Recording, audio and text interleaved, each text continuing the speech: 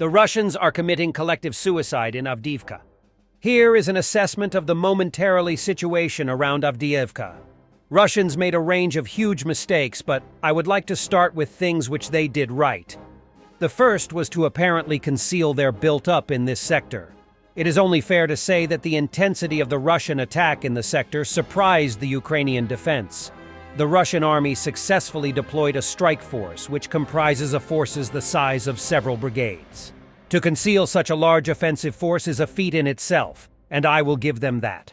The second feat is to muster logistically such an attack, though there is something which already nullifies this feat, but I will dive into this later. And here it ends what they did right. Despite early success of the Russian attackers primarily around Krasnohorivka, and thanks to their clandestine built-up in this sector, Russian forces showed almost instantly their weaknesses, especially when it comes to mobile warfare. You cannot describe it differently than they utterly suck here.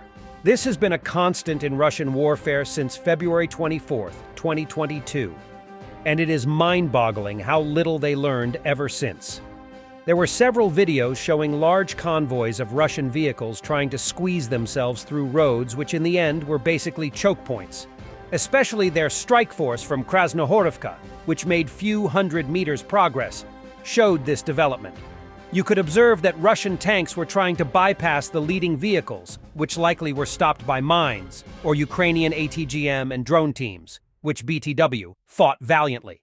In fact, those Ukrainian ATGMs and drone teams made the difference and stopped the Russian onslaught in the tracks. This was also likely the moment when the Russian and way too optimistic plans went sideways.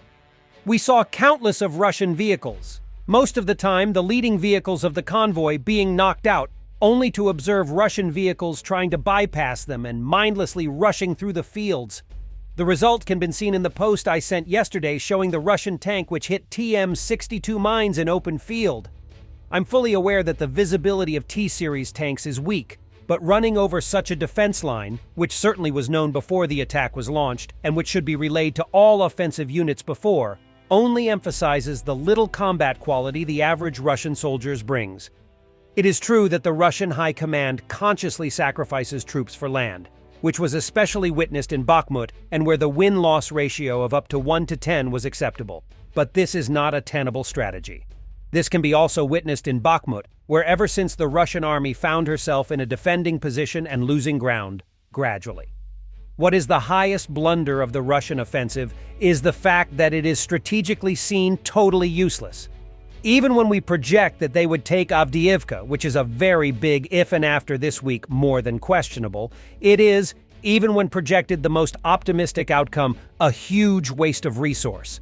In my opinion, it is even far worse than Vuhledar and Bakhmut because it completely ignores the situation in Zaporizhia.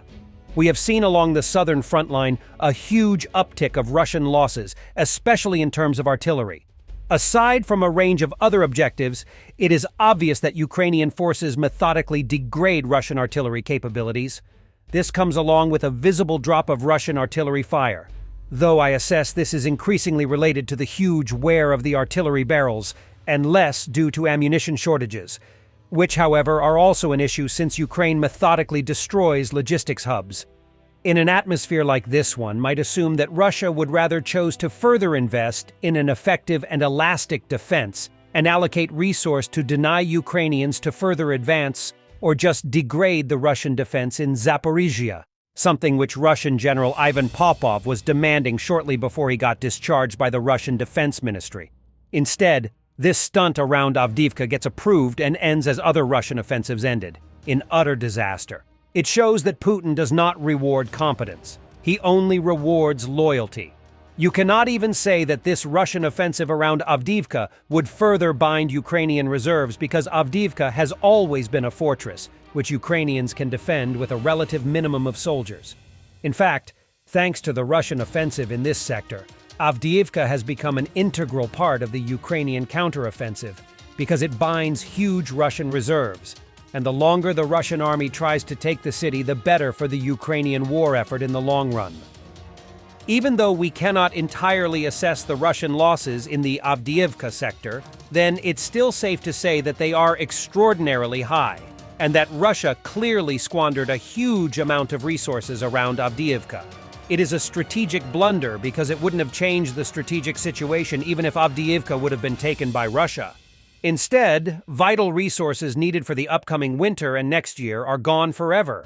The whole Russian operation reminds me of the German World War II offensive in the Ardennes in 1944, which is commonly known as the Battle of the Bulge.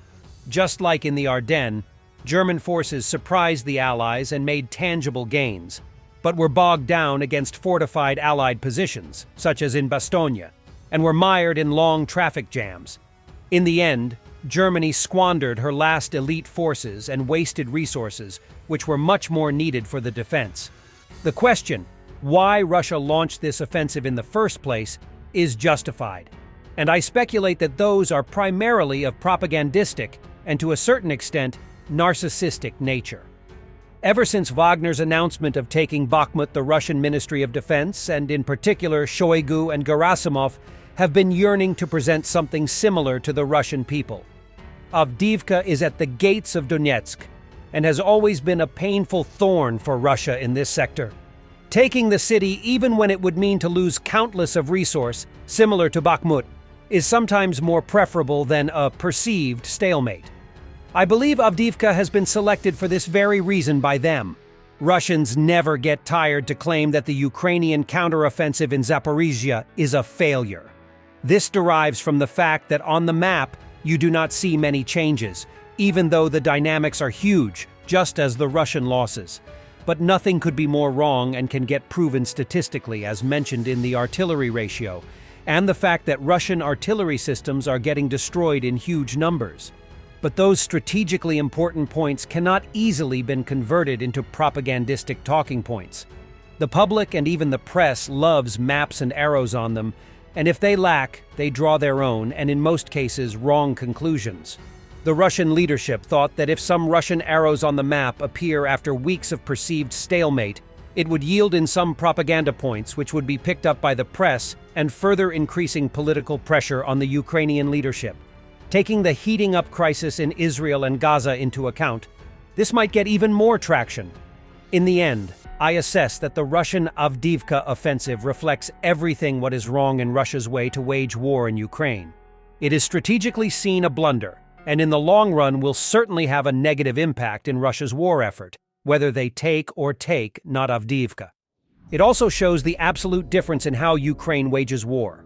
In the first weeks Ukraine's counteroffensive, Ukrainians tried to storm the Zaporizhia front similar to how Russia storms Avdiivka, though at no time to the same extent and volume as Russia. Ukrainian forces have drawn the right conclusions, stopped it, changed tactics, and started to degrade Russia in a way how to degrade an entrenched enemy.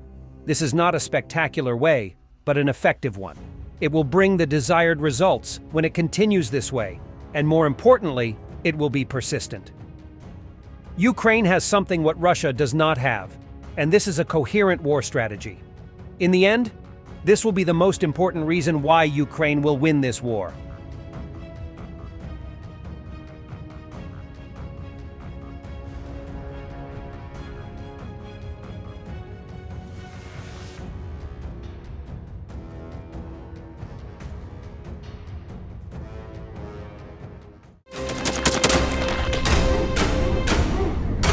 Thanks for watching and don't forget to subscribe.